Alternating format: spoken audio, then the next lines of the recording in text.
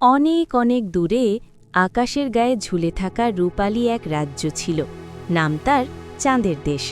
সেখানে রাত কখনো অন্ধকার হতো না। বাতাসে ভাসত জোনাকির আলো, আর রাজপ্রাসাদগুলো তৈরি ছিল সাদা আলোয় ঝলমল করা চাঁদের পাথরে।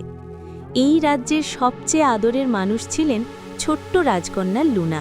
তার চোখ দুটো ছিল ভরা চাঁদের মতো উজ্জ্বল, আর হাসলে মনে হতো পুরো আকাশ আলো হয়ে উঠছে। কিন্তু এক ভয়ঙ্কর রাতে সব কিছু বদলে গেল। ওই রাতে আকাশে হঠাৎ কালো ধোঁয়া জমে উঠল। এক দুষ্ট ছায়া জাদুকর চাঁদের দেশে হামলা চালালো। রাজপ্রাসাদ কেঁপে উঠল, আলো নিভে যেতে লাগল। রাজাকে বাঁচাতে গিয়ে রাজকন্যা লুনা হারিয়ে গেল। সে পড়ে গেল পৃথিবীর দিকে, মানুষের দেশে। মানুষের দেশে রাজকন্যা।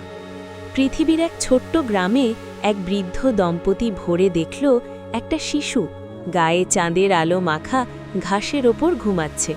তারা বুঝতে পারল না শিশুটি কোথা থেকে এলো, কিন্তু ভালোবাসায় তাকে নিজের মেয়ে করে নিল। লুনা বড় হতে লাগল। সে বুঝতে পারত না কেন চাঁদের দিকে তাকালে তার বুকটা কেঁপে ওঠে, কেন রাতে তার চোখ জ্বলে ওঠে, কেন সে আলো ছুঁতে পারে। গ্রামের মানুষ তাকে ডাকত চাঁদের মেয়ে। এক পূর্ণিমার রাতে যখন লুনা চাঁদের আলোয় দাঁড়িয়েছিল, হঠাৎ আকাশ থেকে একটি রূপালী পাখি নেমে এলো। পাখিটি বলল, রাজকন্যা লুনা, চাঁদের দেশ তোমার জন্য কাঁদছে।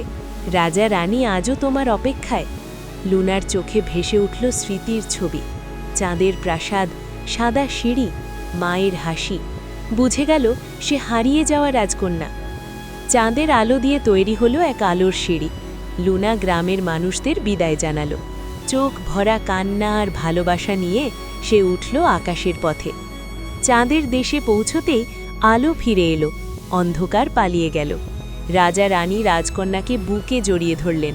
চাঁদের দেশ আবার আনন্দে ভরে উঠল। শেষ কথা, রাজকন্যা লুনা আর কখনো হারিয়ে যায়নি, কিন্তু সে প্রতি রাতে চাঁদের আলো দিয়ে পৃথিবীর দিকে তাকিয়ে হাসে, কারণ তার হৃদয়ের এক অংশ এখনও মানুষের দেশের সেই ছোট্ট গ্রামে রয়ে গেছে। আর তাই আজও চাঁদ আমাদের দিকে তাকিয়ে একটু বেশি আলো দেয়।